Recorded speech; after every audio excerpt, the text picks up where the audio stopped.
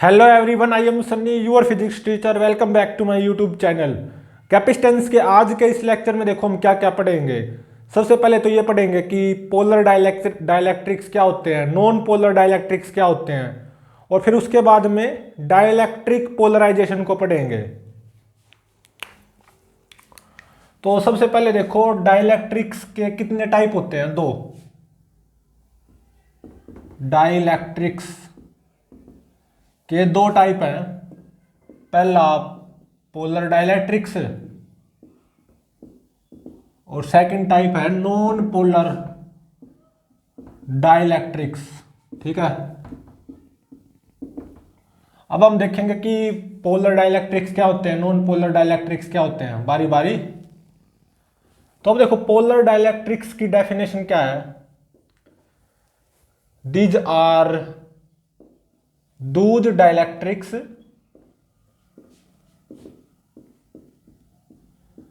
whose center of positive and negative charges do not coincide due to asymmetric shape of molecule of polar dielectrics, due to which each molecule have some permanent electric dipole moment. ठीक है,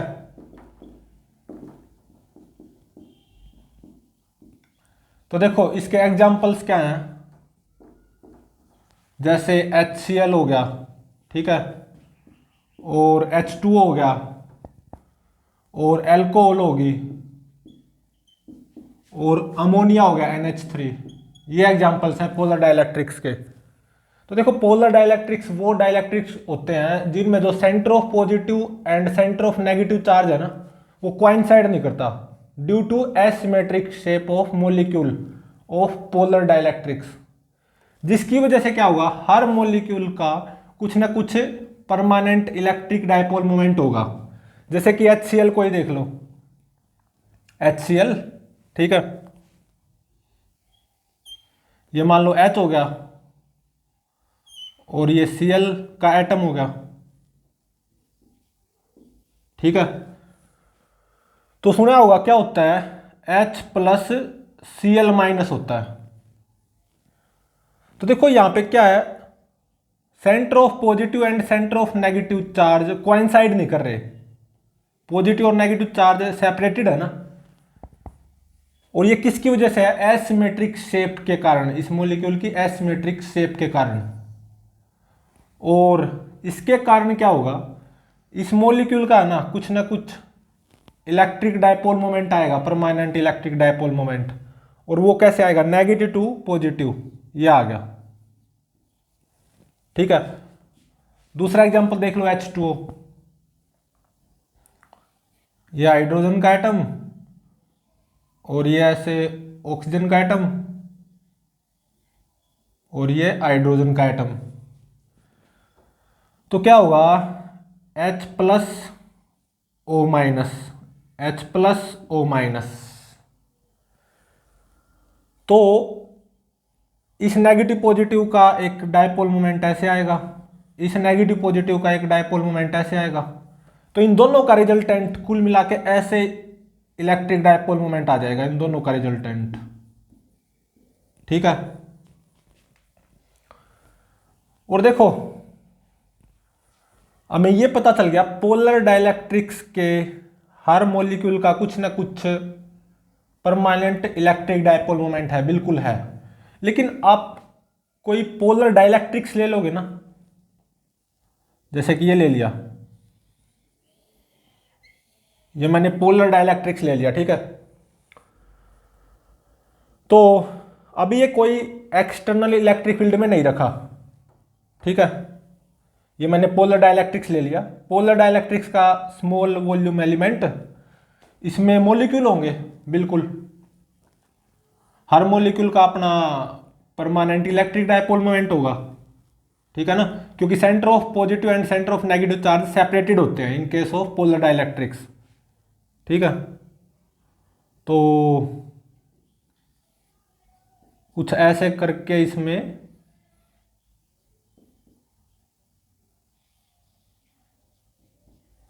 molecule मिलेंगे polar dielectrics के, ठीक है।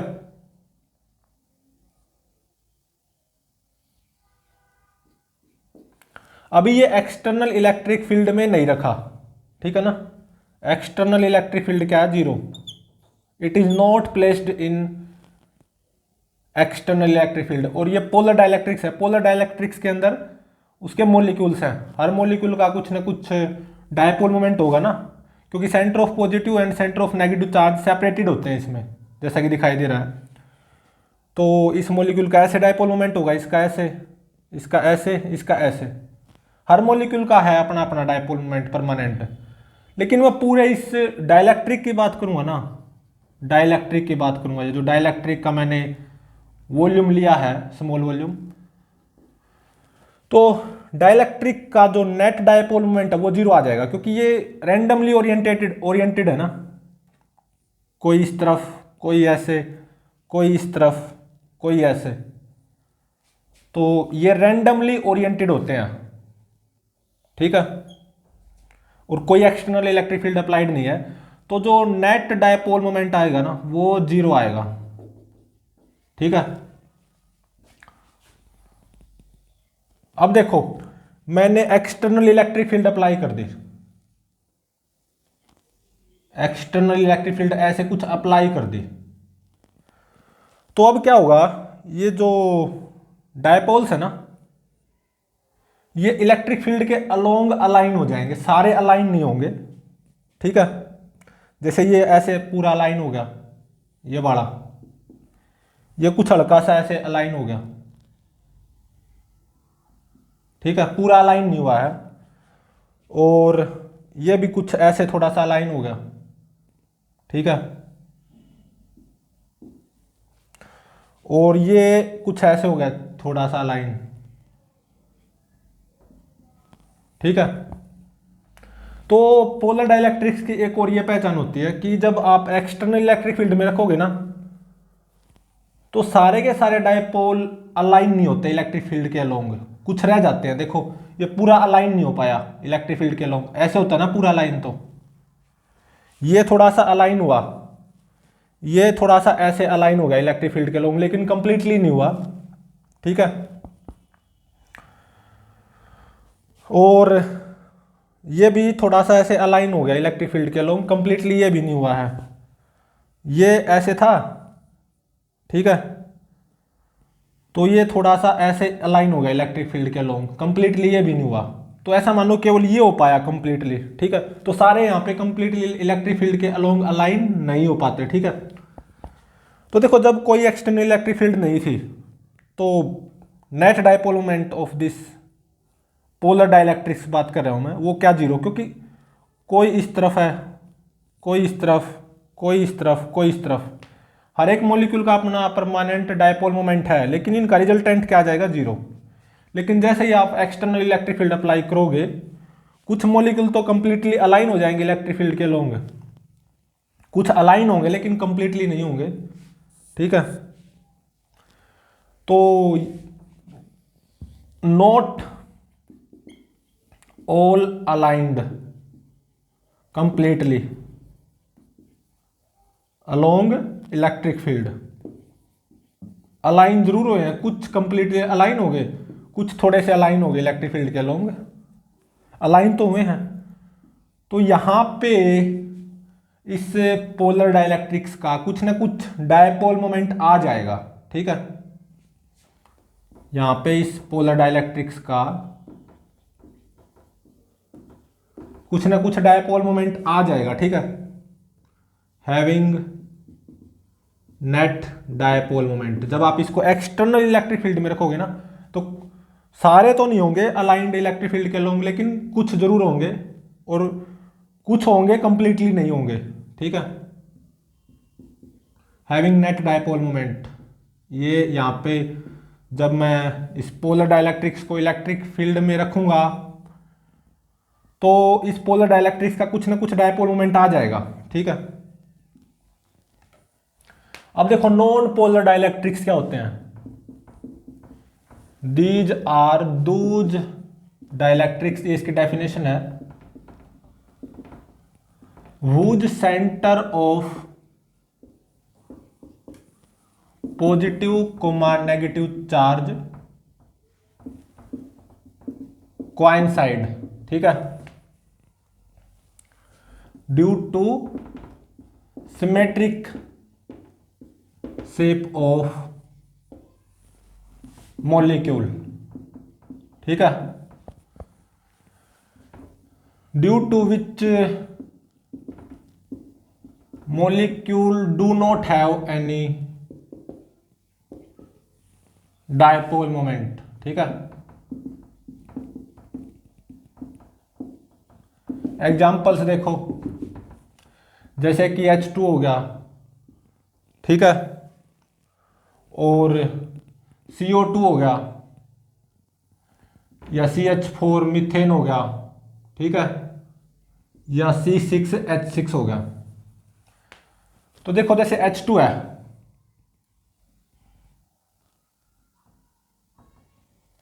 ठीक है, symmetric shape है, बिल्कुल है, जीरो डायपोल मोमेंट आएगा इसका, जीरो डायपोल मोमेंट, ठीक है, कोई डायपोल मोमेंट नहीं है H2 मॉलिक्यूल का। ऐसे देखो CO2, CO2, ये C हो गया और ये O, ये भी O, ठीक है, कुछ ऐसी आएगी शेप CO2 की, ठीक है ना। तो सिमेट्रिक शेप है, तो यहां पे भी CO2 मॉलिक्यूल का कोई डायपोल मोमेंट नहीं होगा, नो डायपोल मोमेंट या जीरो डायपोल मोमेंट, ठीक है। तो अब देखो, जैसे कि मान लो मेरे पास नॉन पोलर डाइलेक्ट्रिक्स है, कोई भी इनमें से, ये ले लिया,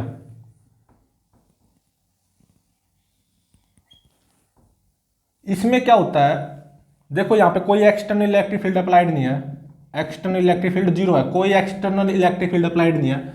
मैंने कोई नॉन पोलर डाइलेक्ट्रिक्स ले लिया, ठीक है, ये इसके अंदर उस नॉन पोलर डाइलेक्ट्रिक्स के मॉलिक्यूल्स भी होंगे, और उन मॉलिक्यूल्स का क्या होता है, centre of positive and centre of negative charge coincide करता है, मतलब ड्यू टू सिमेट्रिक शेप, और उस मॉलिक्यूल का कोई डायपोल मोमेंट नहीं होगा। तो मॉलिक्यूल्स कुछ ऐसे होंगे, ये पॉजिटिव ये नेगेटिव, देखो कोइंसाइड कर रहे हैं पॉजिटिव और नेगेटिव चार्ज, ठीक है ना, positive negative, positive negative, positive negative, तो किसी का कोई डायपोल मोमेंट नहीं है किसी मॉलिक्यूल का, ठीक है। तो किसी मॉलिक्यूल का कोई डायपोल मोमेंट है ही नहीं, तो इस नॉन पोलर डाइलेक्ट्रिक्स का भी जीरो डायपोल मोमेंट आएगा, zero dipole moment of non polar dielectrics, ठीक है। अब देखो मैं क्या करूंगा, इसको एक्सटर्नल इलेक्ट्रिक फील्ड में रख दूंगा, मान लो ऐसे एक्सटर्नल इलेक्ट्रिक फील्ड है E, ठीक है,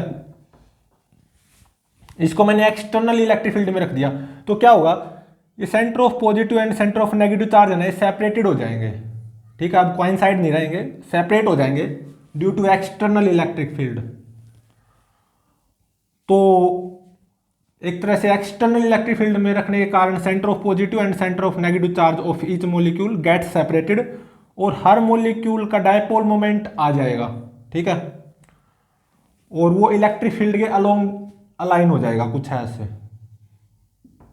देखो centre of positive and centre of negative charge separate हो गए, तो इसका डायपोल मोमेंट आ गया, और ये इलेक्ट्रिक फील्ड के अलोंग अलाइन होगा, डायपोल मोमेंट की डायरेक्शन ऐसे आएगी ना, ऐसे इसमें होगा, ठीक है, ऐसा ही यहाँ पे हो जाएगा। तो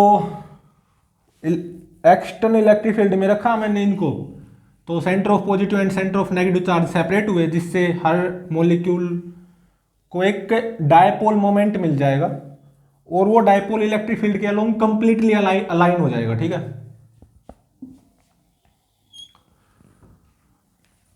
तो यहां पे इस नॉन पोलर डाइलेक्ट्रिक्स का कुछ ऐसे करके नेट डायपोल मोमेंट आ जाएगा। ठीक है, नेट डायपोल मोमेंट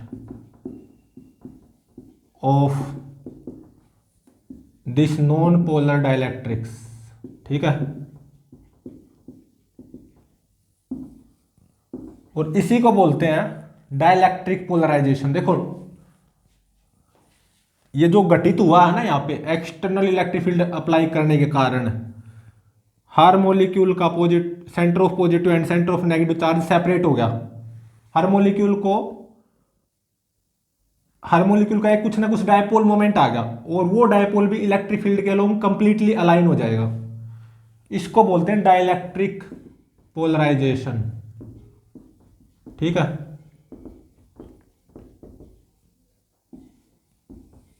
ठीक है ना। अभी हम इसी को पढ़ेंगे डाइलेक्ट्रिक पोलराइजेशन को। और यहां पे जान रहे यहां पे कोई इलेक्ट्रिक फील्ड नहीं है। ठीक है, हर मॉलिक्यूल का कोई डायपोल मोमेंट भी नहीं है क्योंकि centre of positive and centre of negative charge coincide कर रहे हैं। तो इस नॉन पोलर डाइलेक्ट्रिक्स का भी कोई डायपोल मोमेंट नहीं आएगा क्योंकि किसी मॉलिक्यूल का ही नहीं है। तो अब मैंने ऐसे इलेक्ट्रिक फील्ड अप्लाई की, तो इलेक्ट्रिक फील्ड अप्लाई करने के कारण क्या हुआ, centre of positive and centre of negative charge separate हुए, जिससे हर मॉलिक्यूल को कुछ डायपोल मोमेंट मिल गया और वो डायपोल इलेक्ट्रिक फील्ड के अलोंग कंप्लीटली अलाइन हो जाएगा। ठीक है, तो इस नॉन पोलर डाइलेक्ट्रिक्स को कुछ डायपोल मोमेंट मिल जाएगा, ऐसे net dipole moment, negative to positive होती है ना डायपोल मोमेंट की डायरेक्शन, इसी को बोलते हैं डाइलेक्ट्रिक पोलराइजेशन। ठीक है, अब हम इसी को पढ़ेंगे डाइलेक्ट्रिक पोलराइजेशन को ही थोड़ा सा डीप में।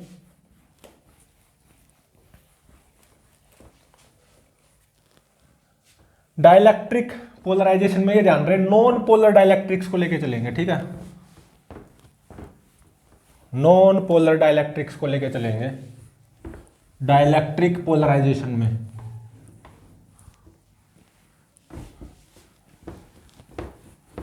तो अब हमारा टॉपिक है डाइलेक्ट्रिक पोलराइजेशन, यही वाला।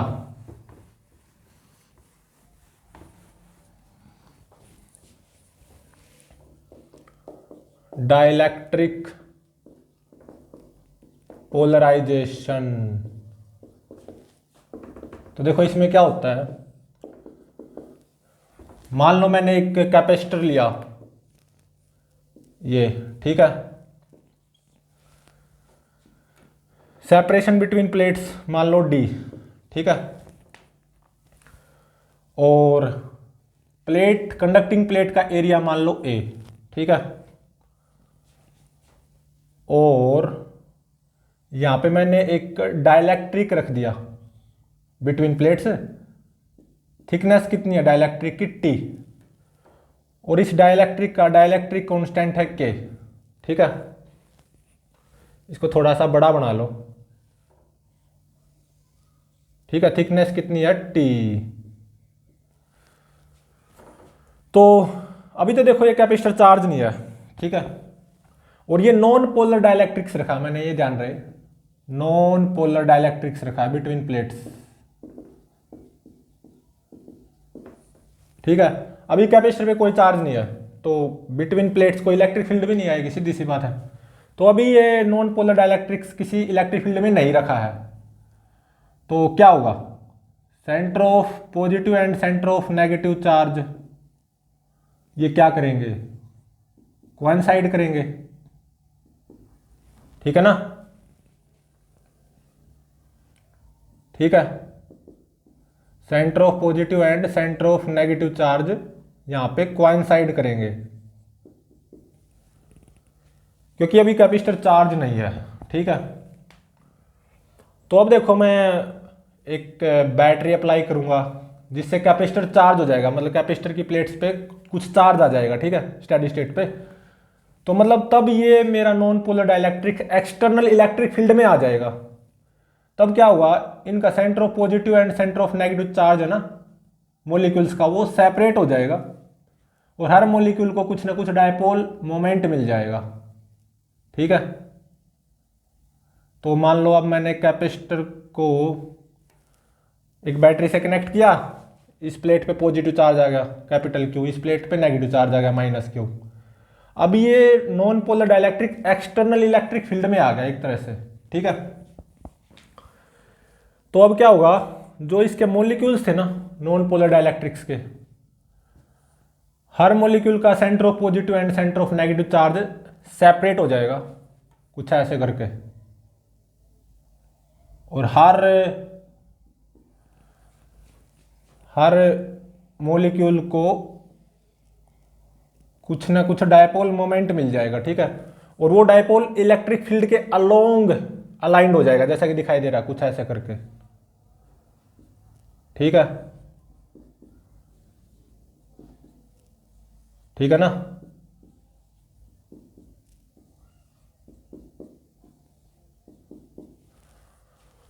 और अब देखो, इसी को बोलते हैं डाइलेक्ट्रिक पोलराइजेशन।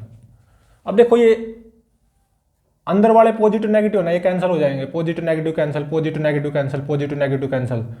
तो ये 4 नेगेटिव डाइलेक्ट्रिक की इस आउटर सरफेस पे आ जाएंगे और ये 4 पॉजिटिव डाइलेक्ट्रिक्स की इस आउटर सरफेस पे आ जाएंगे। ठीक है,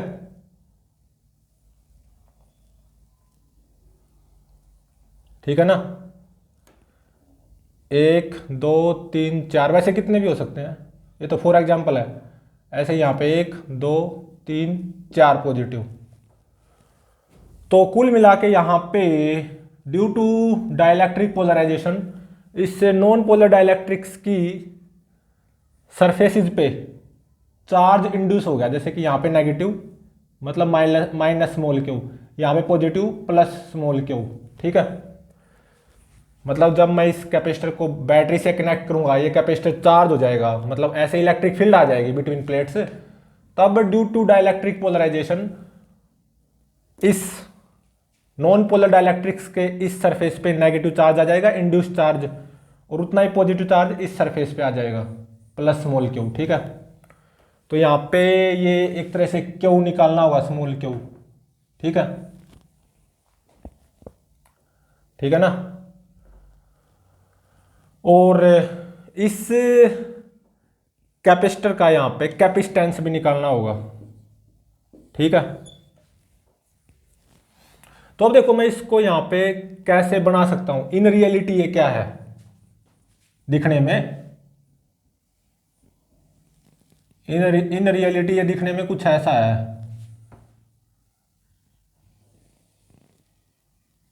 ठीक है, ठीक है ना।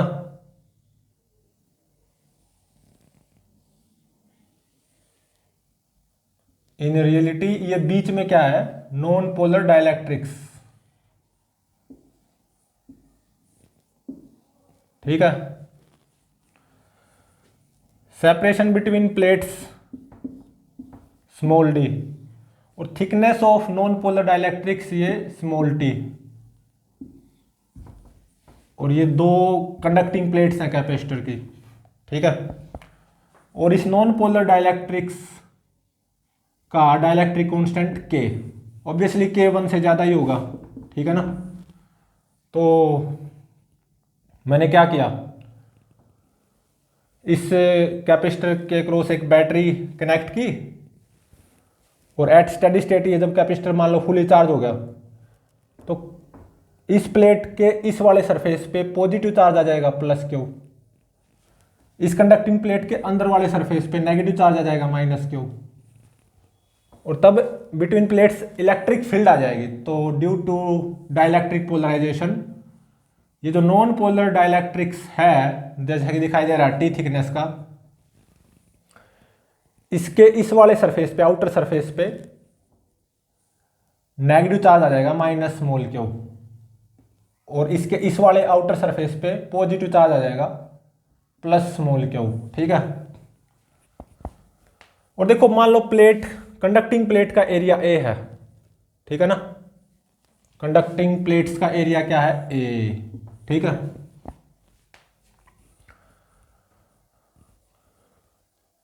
तो अब देखो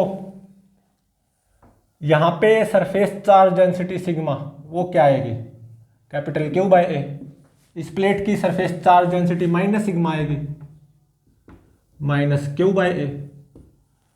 और ये जो डाइलेक्ट्रिक्स की आउटर सरफेस है ना, जिस पे due to dielectric polarisation minus Q induce charge आया है, इसकी सरफेस चार्ज डेंसिटी क्या आएगी, माइनस सिग्मा डैश। और डाइलेक्ट्रिक स्लैब के इस वाले सरफेस पे, आउटर सरफेस पे जो प्लस क्यू चार्ज आया है ड्यू टू डाइलेक्ट्रिक पोलराइजेशन, इसकी सरफेस चार्ज डेंसिटी क्या आ जाएगी, सिग्मा डैश। और सिग्मा डैश क्या होगा, स्मॉल क्यू बाय में ये एरिया, इस कंडक्टिंग प्लेट के एरिया के बराबर ही होगा ना, तो सिग्मा डैश ये, सिग्मा ये, ठीक है ना। और अब देखो जो ड्यू टू डाइलेक्ट्रिक पोलराइजेशन यहां पे चार्ज माइनस क्यू आया है, यहां पे प्लस क्यू, तो इससे नॉन पोलर डाइलेक्ट्रिक्स पे नेट चार्ज तो अभी भी जीरो है, ये ध्यान रहे, प्लस क्यू माइनस क्यू, ठीक है ना, ये ध्यान रहे, नेट चार्ज तो अभी भी जीरो है। तो अब देखो इनसाइड डाइलेक्ट्रिक्स, मान लो कोई पॉइंट है एफ, ठीक है ना, इस डाइलेक्ट्रिक्स के अंदर एफ पॉइंट है, इस एफ पॉइंट पे जो इलेक्ट्रिक फील्ड आएगी, जो कि इस डाइलेक्ट्रिक्स के अंदर है, नॉन पोलर डाइलेक्ट्रिक्स के अंदर है एफ पॉइंट, यहां पे इलेक्ट्रिक फील्ड ऑब्वियसली ऐसे आएगी, और क्या आएगी, सिग्मा बाय में एप्सिलॉन, सीधी सी बात है। और एप्सिलॉन क्या है, electrical permittivity of this dielectric, epsilon ये क्या आ जाएगा, के इंटू में एप्सिलॉन नोट, तो ये आ जाएगी सिग्मा बाय में के एप्सिलॉन नोट, ठीक है। तो मान लो एक पॉइंट यहां पे है जी बार, इस डाइलेक्ट्रिक के बाहर है, तो इस जी पॉइंट पे इलेक्ट्रिक फील्ड ऐसे आएगी, ई नोट, और ये एच पॉइंट ये इस तरफ है, डाइलेक्ट्रिक के बाहर ही है, यहां पे भी इलेक्ट्रिक फील्ड ऐसे आएगी, ई नोट, ठीक है। ई नोट कितना होगा, तो देखो यहां पे तो एयर है ना, ये कितना होगा, सिग्मा बाय एप्सिलॉन नोट, सही बात है, ठीक है ना। तो अब देखो जो इस नॉन पोलर डाइलेक्ट्रिक्स का जो डाइलेक्ट्रिक कांस्टेंट के है, उसको मैं कैसे लिख सकता हूं, कैसे लिख सकता हूं, सिग्मा बाय में एप्सिलॉन नोट बाय में दिस ई, ऐसे लिख सकता हूं। ई इस एफ पॉइंट पे इलेक्ट्रिक फील्ड है जो कि डाइलेक्ट्रिक्स के अंदर है, ठीक है। और sigma by epsilon note dielectrics के बाहर है, बिटवीन प्लेट्स और डाइलेक्ट्रिक्स के बाहर है इलेक्ट्रिक फील्ड, ऐसे E naught sigma by epsilon naught. तो जो डाइलेक्ट्रिक कांस्टेंट होगा ना इस नॉन पोलर डाइलेक्ट्रिक्स का, जो के होगा, उसको डिफाइन कैसे किया जाएगा, ऑब्वियसली के 1 से ज्यादा होगा।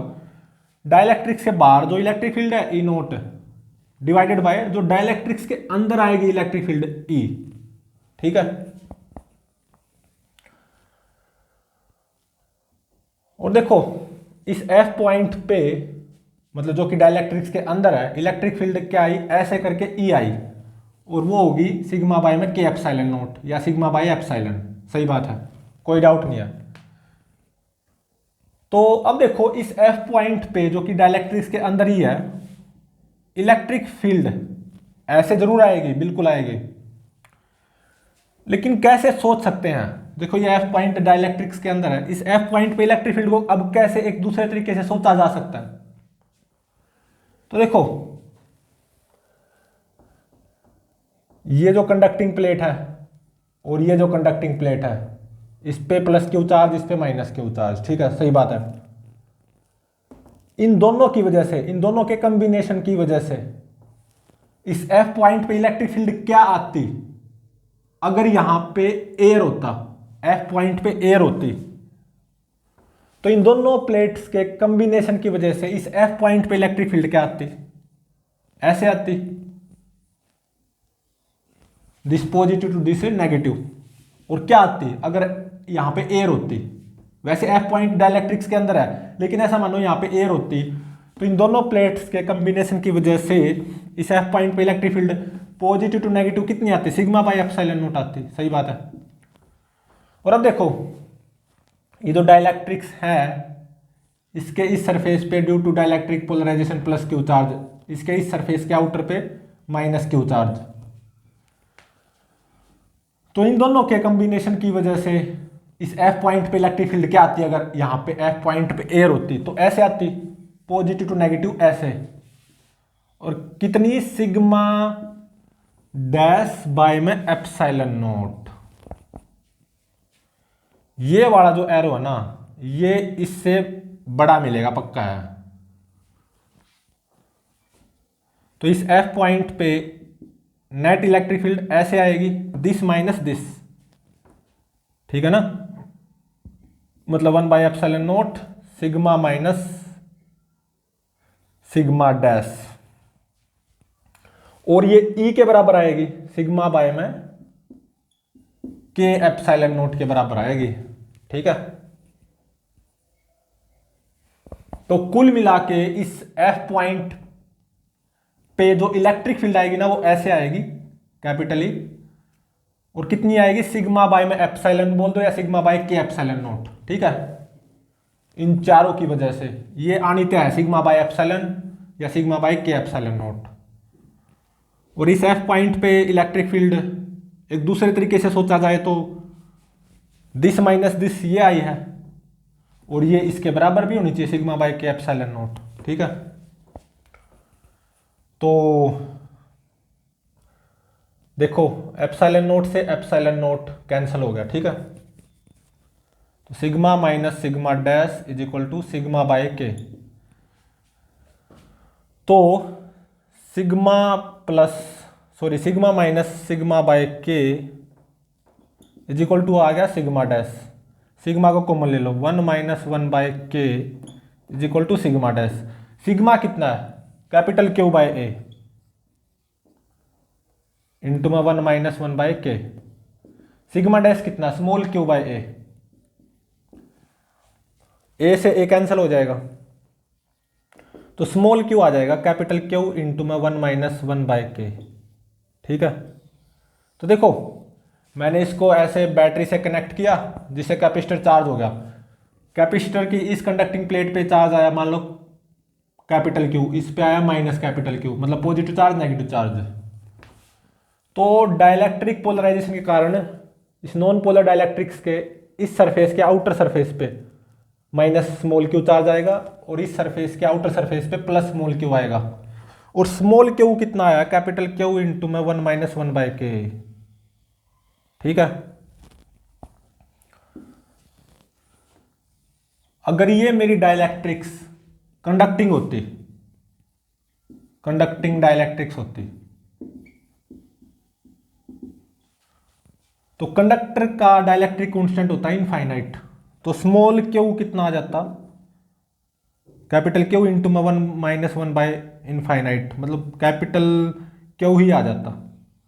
और तब इस कंडक्टिंग डाइलेक्ट्रिक्स के अंदर किसी भी पॉइंट पे जो इलेक्ट्रिक फील्ड ई आती ना, वो जीरो आती, क्योंकि के इनफाइनाइट हो गया ना कंडक्टर का, क्या आती, जीरो आती, और कंडक्टर के अंदर इलेक्ट्रिक फील्ड जीरो होनी भी चाहिए, सही बात है, ठीक है। और देखो मैंने यहां पे डाइलेक्ट्रिक पुट की नॉन पोलर, जिसकी थिकनेस टी, कंडक्टिंग प्लेट्स के बीच की सेपरेशन डी, प्लेट्स का एरिया ए, वही इस नॉन पोलर डाइलेक्ट्रिक्स का ये सरफेस एरिया भी हो जाएगा कैपिटल ए। और अब मैंने क्या किया, with the help of battery इस कैपेसिटर को चार्ज कर दिया, यहाँ पे पॉजिटिव टर्मिनल बैटरी का, यहाँ पे नेगेटिव, ठीक है, चार्ज कर दिया। तो एट स्टेडी स्टेट कैपेसिटर की इस प्लेट पे पॉजिटिव चार्ज आएगा प्लस कैपिटल क्यू, इस प्लेट के अंदर की तरफ माइनस क्यू आएगा। तो ड्यू टू डाइलेक्ट्रिक पोलराइजेशन इस नॉन पोलर डाइलेक्ट्रिक के इस वाले सरफेस के बाहर वाले सरफेस पे बाहर की तरफ माइनस मोल क्यू चार्ज आएगा, इस वाले सरफेस के इस तरफ सरफेस पे मतलब बाहर वाले पे प्लस मोल क्यू आएगा। ठीक है, और स्मॉल क्यू होगा कैपिटल क्यू इंटू में 1 - 1 बाई के। और बिटवीन कंडक्टिंग प्लेट्स और आउटसाइड दिस डाइलेक्ट्रिक, मतलब मैं जी और एच की बात कर रहा हूं, इलेक्ट्रिक फील्ड आएगी ई नोट ऐसे, और ई नोट होगा सिग्मा बाय में एप्सिलॉन नोट। और इनसाइड डाइलेक्ट्रिक एफ पॉइंट पे इलेक्ट्रिक फील्ड आएगी ऐसे ई होगा sigma by K epsilon naught. तो के तो 1 से ज्यादा है तो ई ऑब्वियसली ई नोट से कम होगा। तो अगर मैं इलेक्ट्रिक फील्ड लाइंस बनाऊं मैं अगर यहां पे, तो देखो क्या होगा, कैसे आएंगी, कुछ ऐसे आएंगी। देखो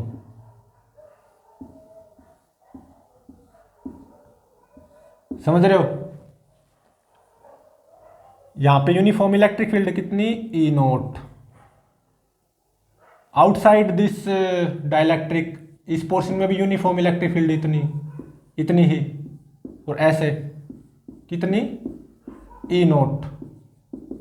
inside dielectric electric field uniform होगी लेकिन ई नोट से कम होगी, ई होगी, और के 1 से ज्यादा है ना, तो ये ई नोट से कम होगा। ठीक है ना।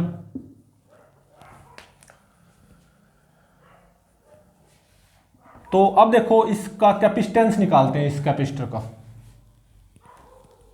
ठीक है, तो देखो मान लो ये D1 ये D2, तो D1 प्लस D2 ये कितना आ जाएगा, D माइनस T, ये पक्का है। ठीक है, तो देखो मान लो इस प्लेट का इलेक्ट्रिक पोटेंशियल है V1, कैपेसिटर फुली चार्ज है, इस प्लेट का इलेक्ट्रिक पोटेंशियल V1, इस प्लेट का electric potential V2। Obviously V1 V2 से ज्यादा होगा। ठीक है, और इस कैपेसिटर के अक्रॉस वोल्टेज क्या आएगी, V1 माइनस V2, जिसको V बोलते हैं, V1 माइनस V2। ठीक है, और देखो मान लो डाइलेक्ट्रिक्स के इस सरफेस का इलेक्ट्रिक पोटेंशियल होगा V3, इसका V4, इस सरफेस का V4। In the form of in the direction of electric field, electric potential घटता है ना, तो V1 V3 से ज्यादा मिलेगा, V3 V4 से, V4 V2 से, V1 V3 से ज्यादा मिलेगा, V3 V4 से, V4 V2 से ज्यादा मिलेगा। ठीक है, तो देखो इस पोर्शन में ऐसे यूनिफॉर्म इलेक्ट्रिक फील्ड है ई नोट बिटवीन प्लेट्स, लेकिन outside dielectric, inside dielectric uniform electric field है लेकिन ई, आउटसाइड डाइलेक्ट्रिक लेकिन बिटवीन प्लेट्स, यहां पे ऐसे यूनिफॉर्म इलेक्ट्रिक फील्ड है ई नोट। तो V1 माइनस V3 कितना आ जाएगा,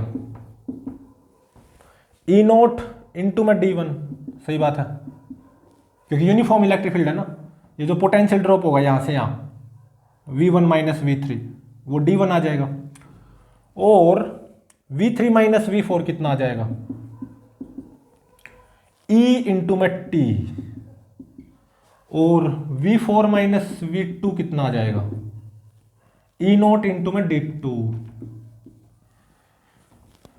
1 2 3 तीनों इक्वेशंस को ऐड कर दो। पहले लेफ्ट हैंड साइड देखो, V1 minus V3 plus V3 minus V4 plus V4 minus V2, ये V1 माइनस V2 बचेगा क्योंकि V3 minus V3 cancel, V4 minus V4 cancel, तो V1 माइनस V2 बचेगा। और V1 माइनस V2 क्या है, इस कैपेसिटर के अक्रॉस वोल्टेज, जिसको V बोल रहे हैं हम। अब राइट हैंड साइड को ऐड करो, E note D1 plus E note D2 plus ET, तो यहाँ पे E नोट को कॉमन ले लो, इंटू में D1 plus D2 plus ET। ठीक है, D1 प्लस D2 ये कितना आएगा, D माइनस T। ठीक है,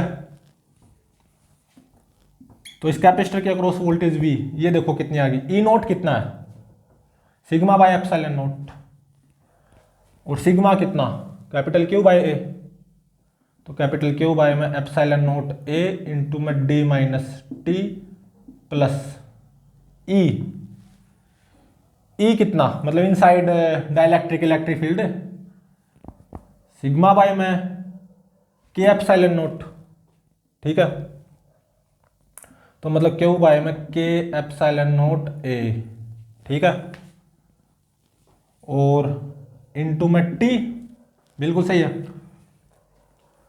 तो यहां से देखो Q बाय में एप्सिलॉन नोट A कॉमन आ जाएगा,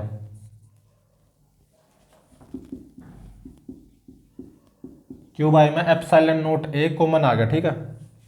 और ये ध्यान रहे ये एप्सिलॉन नोट है, ये ई नोट है, इसको अच्छे से लिख रहा हूं कंफ्यूजन ना हो जाए, ठीक है। तो Q बाय एप्सिलॉन नोट एक कॉमन आ गया, तो D minus T plus T by K,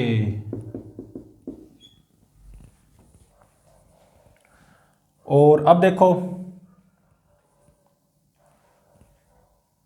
C क्या होगा, मतलब इस कैपेसिटर का कैपेसिटेंस वो होगा Q बाय में V, तो यहां से Q बाय में V ये कितना आ जाएगा, एप्सिलॉन नोट A बाय में D minus T plus T by K, ये आएगा इस कैपेसिटर का कैपेसिटेंस जो कि निकालना था, इस कैपेसिटर का कैपेसिटेंस इतना आएगा, ठीक है।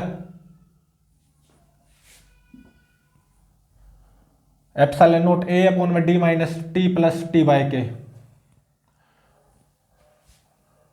मतलब मैंने V वोल्ट की बैटरी लगाई, उससे इस कैपेसिटर को चार्ज किया up to steady state fully, इस कंडक्टिंग प्लेट पे प्लस Q चार्ज, इस पे minus Q, due to dielectric polarisation इस नॉन पोलर डाइलेक्ट्रिक्स के इस वाले सरफेस पे माइनस मोल Q, इस वाले सरफेस पे प्लस मोल Q, स्मॉल Q क्या होगा, कैपिटल Q इंटू में 1 माइनस 1 बाय K क्या है, dielectric constant of this non polar dielectrics. तो देखो ये जो इंड्यूस्ड चार्ज आया है small Q on dielectrics due to dielectric polarisation, ये किसके ऊपर डिपेंड कर रहा है, charge on capacitor capital Q उसके ऊपर डिपेंड कर रहा है, और जो डाइलेक्ट्रिक कांस्टेंट है उस डाइलेक्ट्रिक का उसके ऊपर डिपेंड कर रहा है, डाइलेक्ट्रिक्स की थिकनेस के ऊपर डिपेंड नहीं कर रहा, ठीक है। और इस कैपेसिटर का कैपेसिटेंस कितना आएगा, एप्सिलॉन नोट A अपॉन में D minus T plus T by K, ठीक है। अब देखो इसी का यूज करते हुए मैं भी अब जनरल लिखने वाला हूं, बिल्कुल जनरल, ठीक है, इसी के सिमिलर, ठीक है ना, जनरल।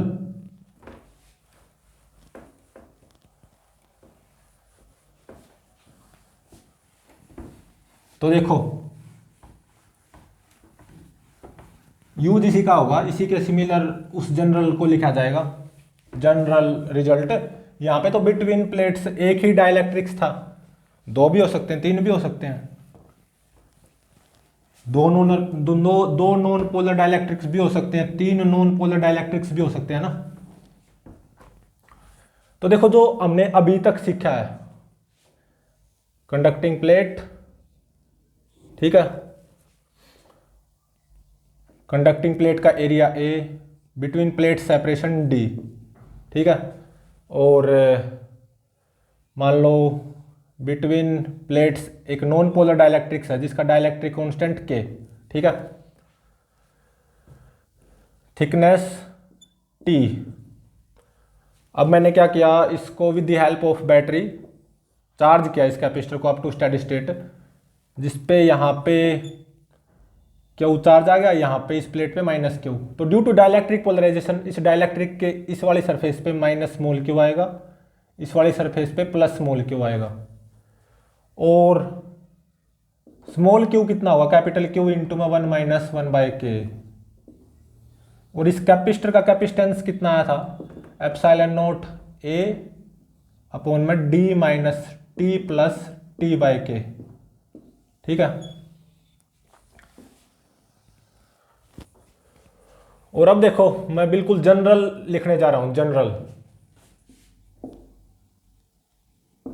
इसी का यूज करते हुए, मतलब इसी के सिमिलर।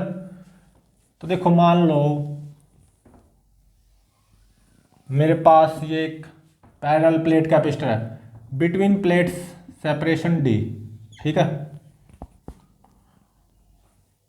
और यहाँ पे बिटवीन प्लेट्स बहुत सारी नॉन पोलर डाइलेक्ट्रिक्स हैं, पहली, दूसरी, ऐसे ऐसे, ये एन डाइलेक्ट्रिक्स हैं बिटवीन प्लेट्स, ऐसा मान लो, ठीक है।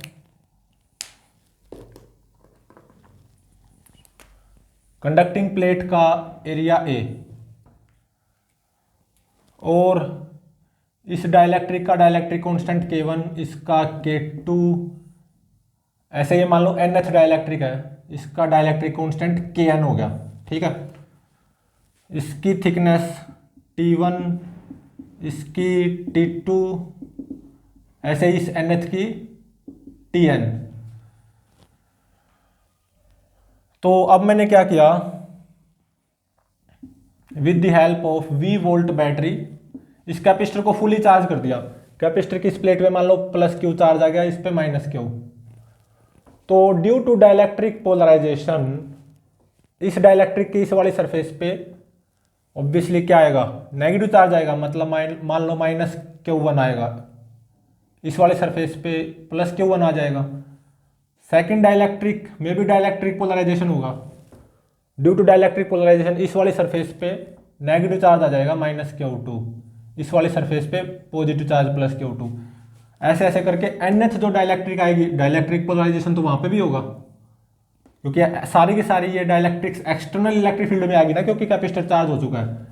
और जो यहाँ पे nth डाइलेक्ट्रिक के इस वाली सरफेस पे ड्यू टू डाइलेक्ट्रिक पोलराइजेशन कितना चार्ज आएगा, नेगेटिव माइनस Q1, और इस वाली सरफेस पे पॉजिटिव Q1।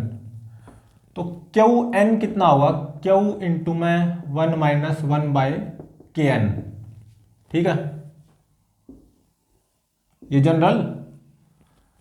और इस कैपेसिटर का कैपेसिटेंस कितना आ जाएगा, एप्सिलॉन नोट A अपॉन में, इसी का यूज करते हुए इसी के सिमिलर D माइनस, जैसे कि यहाँ पे T था तो यहाँ पे आ जाएगा T1 plus T2 plus T3 up to Tn,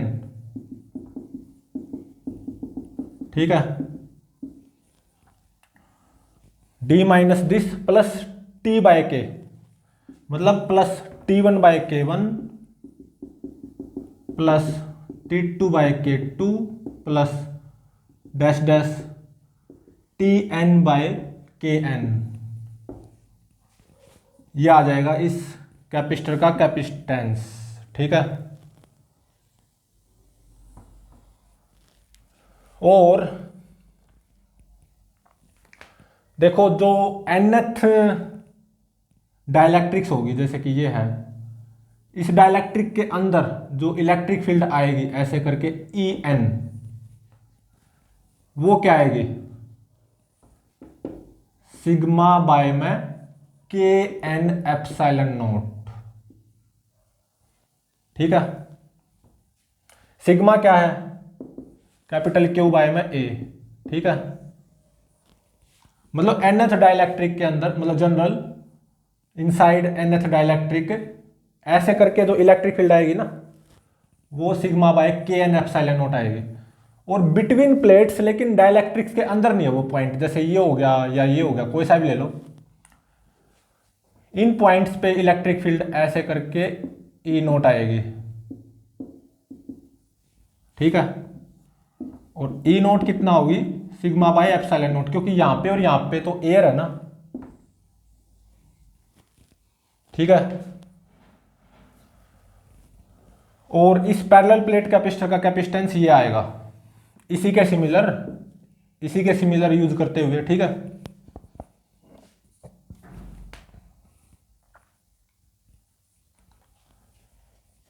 तो अब देखो इसके ऊपर बेस्ड एक न्यूमेरिकल करते हैं। क्या न्यूमेरिकल, मान लो ये पैरेलल प्लेट कैपेसिटर है, between plates separation D, plate का एरिया A, ठीक है। और बिटवीन प्लेट्स दो नॉन पोलर डाइलेक्ट्रिक्स हैं, ठीक है। इसका डाइलेक्ट्रिक कांस्टेंट के और इसका मान लो 2K। इसकी थिकनेस, इस डाइलेक्ट्रिक की थिकनेस मान लो D/2 और इसकी मान लो ऐसा करो कि D/4 मान लो, ठीक है। वैसे D/2 नजर नहीं आ रही तो ऐसा मान लो इसको D/4 मान लो और इसको D/6 मान लो, क्योंकि नजर भी तो आना चाहिए ना, जैसा बनाया वैसा नजर भी आना चाहिए। तो इस कैपेसिटर का कैपेसिटेंस बताओ कितना होगा, ठीक है, ये बताओ कितना होगा। तो इसी का यूज करो, इसी फॉर्मूले का, एप्सिलॉन नॉट ए बाय में D minus T1 plus T2, मतलब D/4 plus D/6 plus T1/K1 plus T2/K2, मतलब D/4 बाय में K मतलब D/4K प्लस D/6 बाय में 2K, तो ये आ जाएगा D/12K, ठीक है, ठीक है ना। तो अब इसको अच्छे से सोल्व कर लो। एप्सिलॉन नॉट ए अपॉन में D minus D/4 plus D/6, ये कितना होगा, 6 प्लस 4 10D बाय में 24, तो 2 5 10, 2 से 12 पे कट गया ये, और प्लस यहाँ पे क्या कॉमन ले लो, D/4K को कॉमन ले लो, ठीक है। तो 1 प्लस 1/3, ठीक है ना। 1 प्लस 1/3 ये 4/3 हो जाएगा, 4 से 4 कैंसिल, तो ये D/3K आ गया यहाँ पे, कितना D/3K, और D माइनस 5D/12, ये कितना हो गया, 12 में से 5 गए 7, तो 7D/12 ये हो गया, और प्लस D/3K, तो यहाँ पे D को कॉमन ले लो, तो ये कितना आया था 7D/12, तो यहाँ पे नीचे D को कॉमन ले लो, इनफैक्ट D/3 को कॉमन ले लो, ठीक है। तो 7/4 प्लस D/3 को कॉमन लिया ना, प्लस 1/K, सही है। तो ये कितना आ जाएगा, एप्सिलॉन नॉट ए बाय में D/3 7K प्लस 4 बाय में 4K, तो 3 इंटू में 4K ऊपर पहुंच गया, ठीक है ना, 3 इंटू में 4K ऊपर पहुंच गया, 3 इंटू में 4K,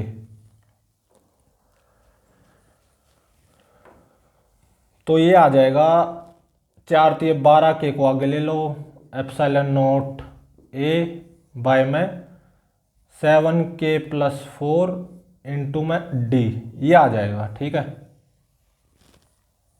ठीक है ना। तो इस कैपेसिटर का कैपेसिटेंस इन 2 पॉइंट्स के अबाउट ऑब्वियसली ये कितना आ जाएगा, इतना आ जाएगा। वैसे ये एक ही कैपेसिटर है ना, तो ऑब्वियसली इन 2 ही पॉइंट के अबाउट कैपेसिटेंस होगा। तो इस कैपेसिटर का कैपेसिटेंस कहने का मतलब ये आ जाएगा 12K epsilon not a upon में 7K प्लस 4 इंटू में D, इस फॉर्मूले का यूज किया, ठीक है। तो प्लीज चैनल को लाइक शेयर और सब्सक्राइब जरूर करें।